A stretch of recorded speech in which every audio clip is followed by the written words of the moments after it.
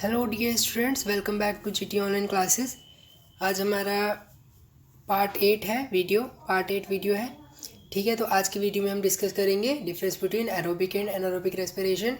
ठीक है बच्चों, सो देखिए कि जैसे कि मैंने आपको पहले ही बता दिया था टाइप्स ऑफ रेस्पिरेशन जब हम कर रहे थे कि एरोबिक क्या है, ऑक्सीडेटिव ब्रेकडाउन है रेस्पिरेटरी सब्सट्रेट्स का with the help of atmospheric oxygen. ठीक है ना, ऑक्सीजन होगा इसमें, लेकिन एनारोबिक रेस्पिरेशन में नहीं होगा, एब्सेंस ऑफ एटमॉस्फेरिक ऑक्सीजन। ठीक है बच्चों, तो देखिए पहला पार्ट है, आपको जैसे कि दिख रहा होगा यहाँ पे, देखिए ऑक्सीजन प्रेजेंस, मतलब कि ऑक्सीजन की प्रेजेंस में होगा एरोबिक रेस्पिरेशन, लेकिन एनारोबिक रेस्पिरेशन ऑक्सीजन की एब्सेंस में होता है। ठीक है बच्चों, यहाँ पे ऑक्सीजन के मॉलिक्यूल्स के यूज़ होते हैं, यहाँ पे नहीं होते हैं यूज़ ऑक्सीजन मॉलिक्यूल्स।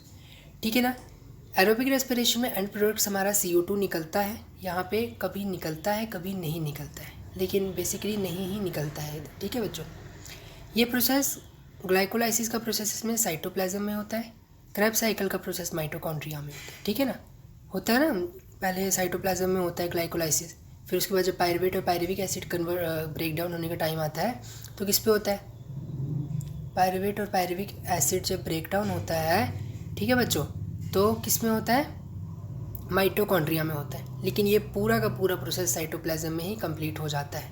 ठीक है, यहाँ पे 38 मॉलिक्यूल्स ATP के फॉर्म होते हैं, यहाँ पे 2 या 4 मॉलिक्यूल्स ATP के जो हैं रिलीज होते हैं in the form of energy या फॉर्म होते हैं। ठीक है ना, एंड प्रोडक्ट्स हमारा इधर निकलता है CO2, मतलब कि कार्बन डाइऑक्साइड, यहाँ पे वाटर, ओके, H2O वाटर का सिंबल है, 686 कैलोरीज, या नीचे आपको दिख नहीं रहा होगा शायद, 36 to 38 ATP की एनर्जी रिलीज़ होती है। ठीक है ना, यहाँ पे एंड प्रोडक्ट्स हमारा इथेनॉल निकलता है, लैक्टिक एसिड भी निकलता है, 2 केस होते हैं ना यहाँ पे, एक इथेनॉल निकलता है एंड प्रोडक्ट, यहाँ पे लैक्टिक एसिड भी निकलता है, और 2 से 4 ATP ही मॉलिक्यूल्स ATP के एनर्जी के फॉर्म में रिलीज़ होते हैं, या फिर उसको हम 56 कैलोरीज लिख सकते हैं।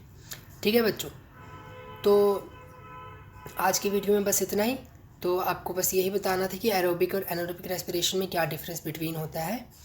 ठीक है बच्चों, तो आपके लिए एक इम्पॉर्टेंट पॉइंट कि अगर पेपर में आ जाए right the difference between aerobic and anaerobic respiration, तो सबसे पहले आप रेस्पिरेशन की डेफिनेशन दीजिएगा, फिर आप डिफरेंस शुरू करिएगा। और ये प्रॉपर नोट्स नहीं है, ये जो है मैंने लिखवाया प्रॉपर नहीं है। अगर आपको प्रॉपर नोट्स चाहिए इसके, तो नीचे डिस्क्रिप्शन में वेबसाइट की लिंक्स होगी, jkboscience करके कुछ, ठीक है, वहाँ पे आप जाइए, वहाँ पे आपको सारे नोट्स मिल जाएंगे। ओके, तो thanks for watching, like, subscribe और शेयर करिए अपने फ्रेंड्स को। Thank you students.